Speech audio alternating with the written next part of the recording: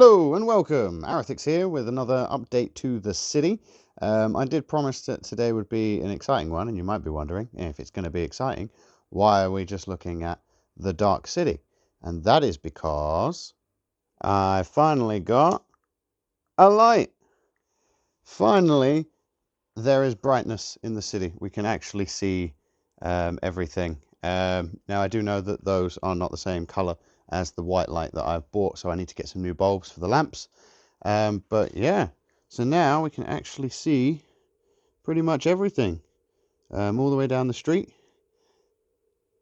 All of the minifigures. The Sanctum Sanctorum is no longer permanently in darkness in the corner. Even when we come back round here, once the camera adjusts, it's not anywhere near as dark as it used to be.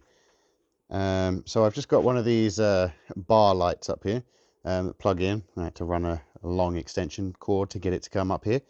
But that is it's quite bright. It really does make quite a difference to the overall look of the city.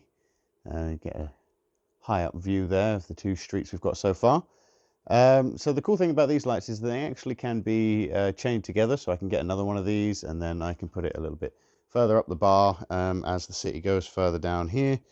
But yeah, so I just thought, well, I don't know if you guys are excited about this as I am. I've been sick of looking at this thing in darkness, so it is really nice now to be able to see everything. So, just to go back over some of the details that were previously completely hidden in darkness that you might have missed out on the first time. So we've got our little street here where we've got Deadpool and Wolverine. Wolverine is fighting Chen, and Deadpool, who is, very aware of the universe that he's in, is looking directly up at me and being like, what's going on? Who's this guy? Why are we fighting him? Where are we? That's obviously the Sanctum, but what the hell's going on across the street? We've got our little scene from Hawkeye here where Kate Bishop saves the dog from getting run over by a car. Hawkeye over there. This is still in darkness, but this guy's being a bit shady over here in the back. Sneaking into the Sanctum. And see, once I zoom in and the camera adjusts to the light, you can still see, a lot more detail than you could before, that's for sure. Let's see what else we got here. We've got King Kahuka here being arrested. Kahuka? Kahaku? Can't remember which way around it is. But he's being arrested because the Islanders have refused to sign Bob's peace treaty many, many times and still do. And he's turned up for the Intergalactic Racing Championship, which is essentially like Lego Racers, kind of a deal. I've ordered a Rocket Racer figure and I'm going to have some sort of race going on at some point during the city. But he's turned up to try and be a part of that, and obviously he's not meant to be here. So he's been arrested. We have round here... I don't know if the light will adjust to this very well, because this is still sort of behind the light. But that's the Cedric and his bulls getting ready to ambush the king. You can see through there. It's nicely illuminated, I think, because that's really dark. Yeah, you can kind of see it a little bit better now. It's Darth Dave impaling Cedric the bull on a lightsaber, where I cut a hole in it when I was younger, and I used to modify Lego, sometimes quite extremely. Over here we have our Xenomorph, who's kidnapped the kid who dropped the ice cream. You can see him a little bit better. Charles Lightning, or as some people might know him, Dr. Kilroy, and Mike. We've got our Sensei Wu and Lloyd jumping into the fray, into the battles that are happening here with the mechanic. Down here we have our two custom Jedi figures that are supposed to represent me and my best friend, who are fighting each other. He thinks that I need to get a new purple cape for him because that one is kind of ruined, I must admit. So yeah, probably order a new cape for him.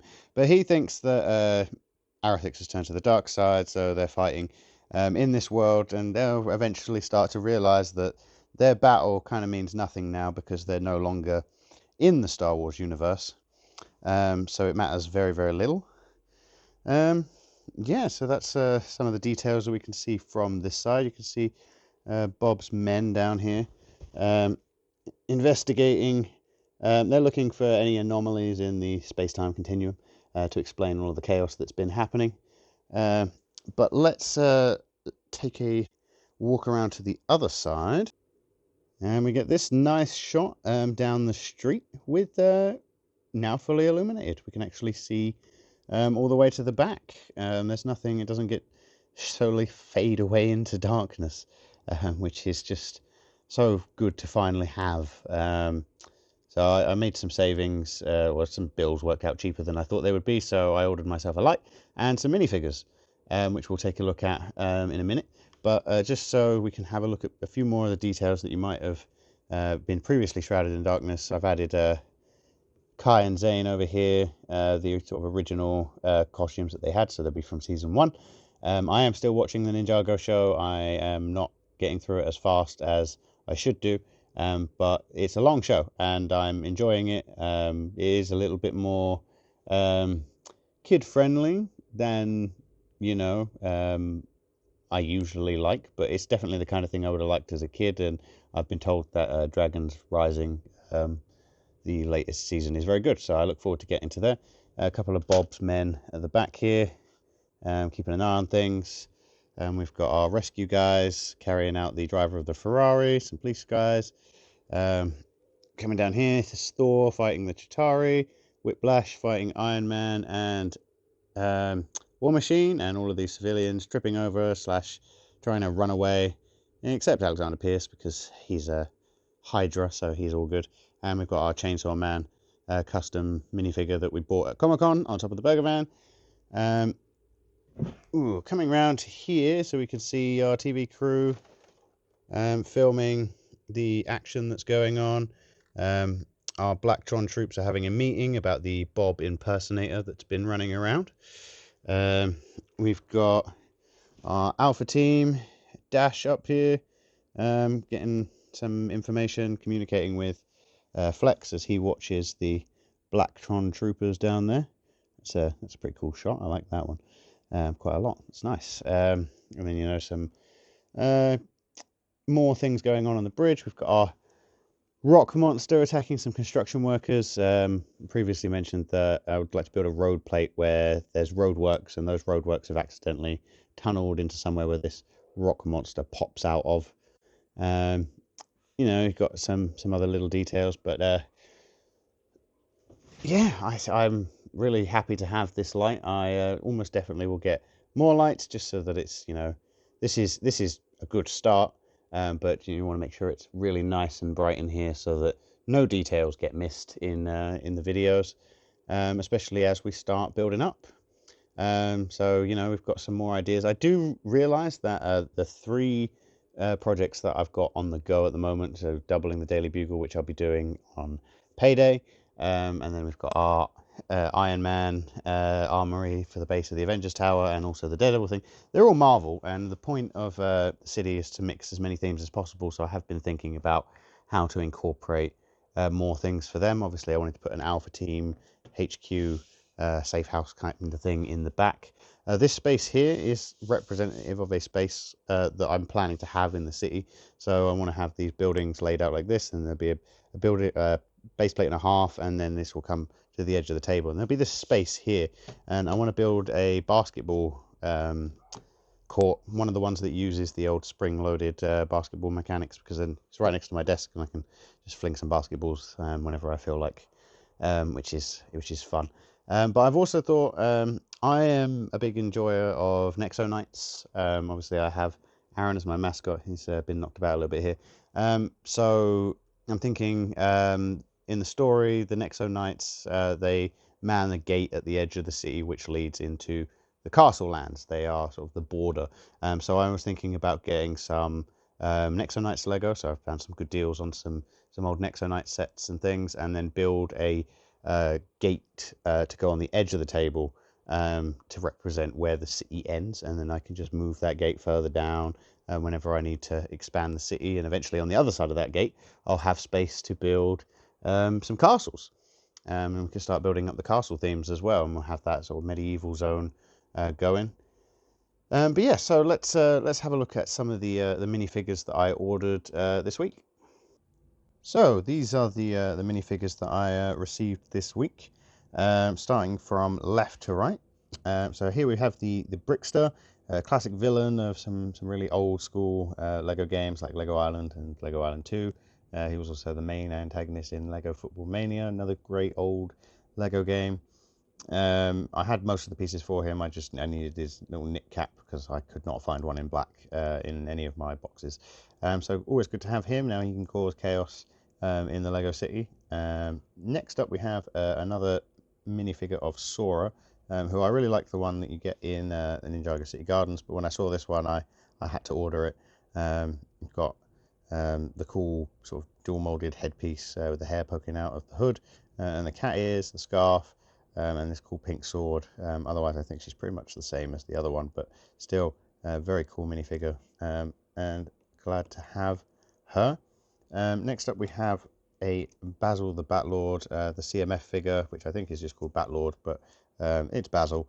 I recently, this week, actually played Lego Racers, of which he is a boss for one of the circuits.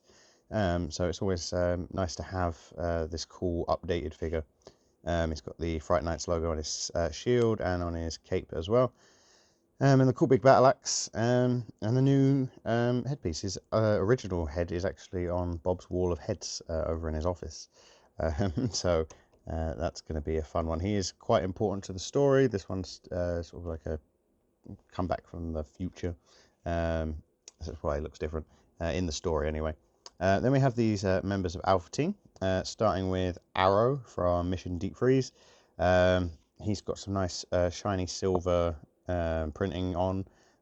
He's a little bit more simplistic than some of the details on the older ones, but they made a choice. They changed the logo and they changed it up.